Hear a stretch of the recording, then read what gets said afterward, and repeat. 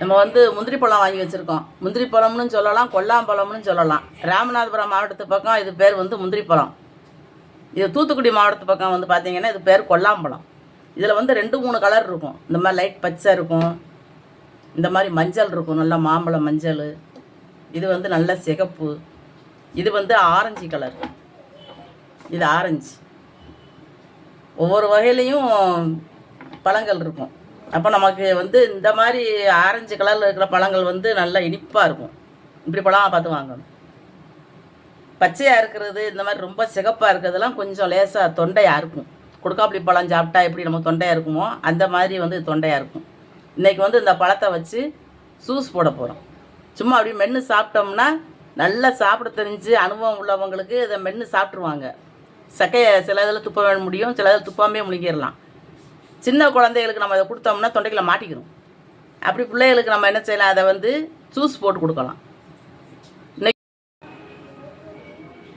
இப்போ நம்ம வந்து ஜூஸ் சாறு எடுத்து வச்சுருக்கோம். அதில் வந்து இதை வச்சுக்கிறோம்.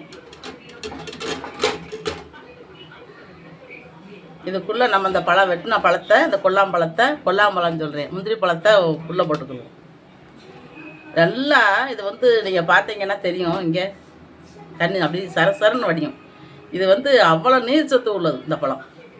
வெயில் நேரத்துக்கு தான் அந்த பழம் கிடைக்கும், மழை நேரத்துக்குலாம் கிடைக்காது. இதுக்கும் ஒரு சீசன் தான். இங்கே இது புளிஞ்சே நம்ம டம்ளரில் ஜூஸ் எடுத்து குடிச்சிடலாம். எதுக்கு நம்ம அப்படியே போட்டு அரைச்சிட்டோம்னா நமக்கு இன்னும் கொஞ்சம் சாறு நிறையா வந்துடும். இங்கே தண்ணியாக வடியுது, அவ்வளவு நல்லா இருக்குது, இனிப்பாக இருக்குது. ஆனால் நம்ம மென்று சாப்பிட்டுட்டு சக்கையை வந்து நம்ம கீழே போட்டோம்.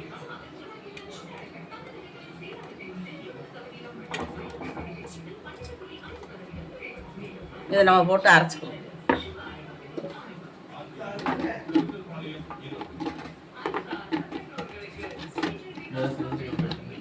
இதை போட்டு நல்லா நம்ம அரைச்சி ஜூஸ் எடுத்துக்குவோம்.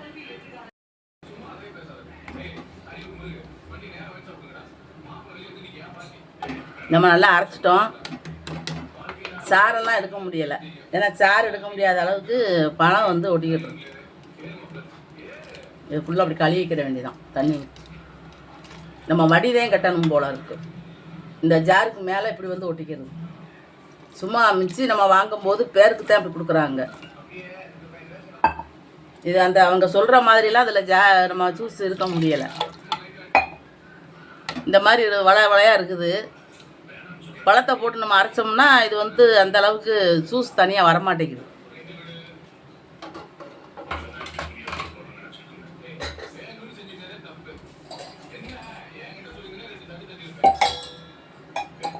நம்ம இப்படி கொலான்னு இருக்கு.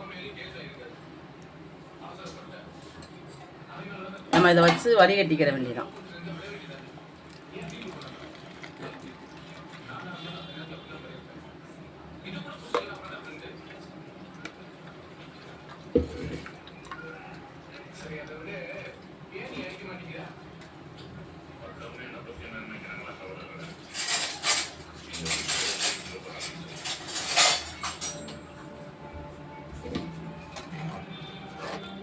சும்மா அப்படியே கிண்டி விட்டு நம்ம சாராகவே எடுத்துக்கிற வேண்டியதான். ஜூஸ்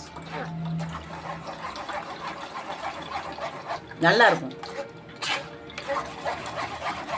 எவ்வளோ தண்ணி வருது தெரியுமா? பழம் கொஞ்சம்தான், ஜூஸ் நல்லா ஒரு 2 டம்ளருக்கு வர்ற மாதிரி வரும் அரைச்சதுனால. நம்ம கைத்தை புளிஞ்சோம் அப்படின்னா அந்த அளவுக்கு சாறு வராது. இப்போ நம்ம எல்லாத்தையும் வடிகட்டிட்டு பார்ப்போம். இப்போ நம்ம வந்து இவ்வளோ சாறு, ஒரு கிண்ணம் சாறு 2-3 டம்ளர் இருக்கும்.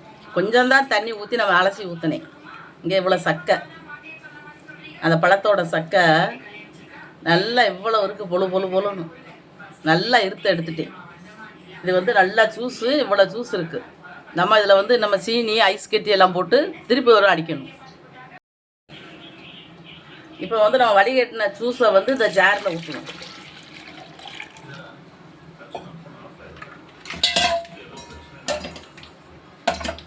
இப்போ ஐஸ் கட்டி வச்சுருக்கோம், இதை போட்டுக்கிறோம். பிள்ளைகளுக்கு ஐஸ் கட்டி கூலிங் சேரலைன்னா நம்ம அதுக்கு முன்னாடியே இருத்துடலாம். இந்த பெரிய ஆளுக்களுக்குங்கிறதுனால நான் சும்மா ஐஸ் போடுறேன். சீனி வந்து நம்ம ஒரு 2 ஸ்பூன் போட்டுக்கிறோம். போட்டு இதை வந்து மூடி நம்ம இன்னும் ஒரு 2 சுற்று சுற்றிடுவோம்.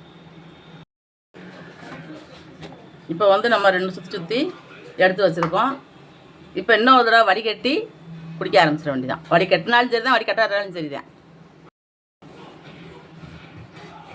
இப்போ நம்ம ஜூஸை வந்து மறுபடியும் ஒரு தடவை வடிகட்டிக்கிடுவோம். நம்ம சீனி எல்லாம் போட்டிருக்கோம், ஐஸ் கட்டிலாம் போட்டிருக்கோம்.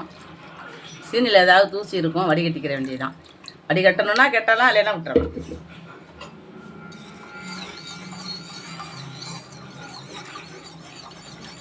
குடித்தா இது வந்து வித்தியாசமான ஒரு டேஸ்ட்டில் இருக்கும். ஏன் இவ்வளவு இது இருக்கும், எவ்வளோ தான் வடிகட்டினாலும் மறுபடியும் அவ்வளோ இருக்கும்.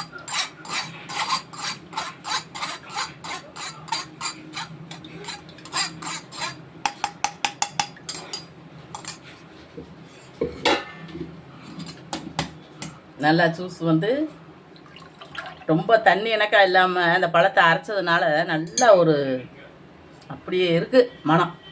முந்திரி பழம் வந்து இந்த கொல்லாம்பழங்கிறது அப்படி மணக்கும். அந்த பழத்தோட வாடையே எங்கேயாவது பழுத்திருந்தாலும் ரொம்ப தூரத்துக்கு மணக்கும். இந்த பழ வாடை அவ்வளோ ஒரு மனம். நம்ம முந்திரி பருப்பு இருக்குல்ல, நம்ம வீட்டுக்கு சமையல் செய்கிற முந்திரி பருப்பு, கேசரி பாயாசத்துக்கு போடுற முந்திரி பருப்பு வந்து இந்த பழத்தில் தான் இருக்குது. இந்த பழத்தோட தான் அந்த முந்திரி பருப்பு. இது வந்து பழம் வந்து பெரிய பெரிய கம்பெனிகளுக்கு போயிடும். அந்த பருப்பு மட்டும் எடுத்துக்கிடுவாங்க. அந்த மரம் வச்சுருக்கிறவங்க பருப்பு எடுத்துக்கிடுவாங்க. பழத்தை வந்து எவ்வளோ சாப்பிட முடியும்? அதில் ஒரு கம்பெனிக்கு அனுப்பி விட்ருவாங்க. அங்கே தான் ஒயின் தயாரிப்பாங்க. இந்த பழத்தை வச்சு தயாரிக்கிற ஒயின் வந்து ரொம்ப விலை கூடினது. இந்த பழம் ஃபுல்லாக அதுக்கு போயிடும். பழம் வந்து எல்லோரும் எடுத்து சாப்பிட மாட்டாங்க. ரொம்ப எங்களை மாதிரி உள்ளவங்க, அதை சாப்பிட்டு அனுபவம் உள்ளவங்க எடுத்து சாப்பிட்றதுக்கு ஒரு ஆசையாக இருக்கும். நான் இது வந்து ராமநாதபுரத்தில் வாங்கிட்டு வந்தேன். இந்த முந்திரி பழம் ரொம்ப ஒரு கூறு கட்டி வச்சுருந்தாங்க. பார்த்த உடனே ரொம்ப ஆசையாக இருந்துச்சு, அதை வாங்கிட்டு வந்தேன். அதான் உங்களுக்கு எல்லாத்துக்கும் ஜூஸ் போட்டு காட்டுறேன். இந்த மாதிரி வெயில் நேரத்துகளுக்கு இந்த பழம் நல்லாவே கிடைக்கும், எங்கேயுமே கிடைக்கும். அதனால இந்த பழத்தை வாங்கிட்டு வந்து இந்த மாதிரி ஜூஸ் போட்டு பிள்ளைகளுக்கு ஐஸ் போடாமல் கொடுக்கலாம், நம்ம ஐஸ் போட்டு குடிக்கலாம். இது நான் கொஞ்சம் சீனி போட்டிருக்கேன்.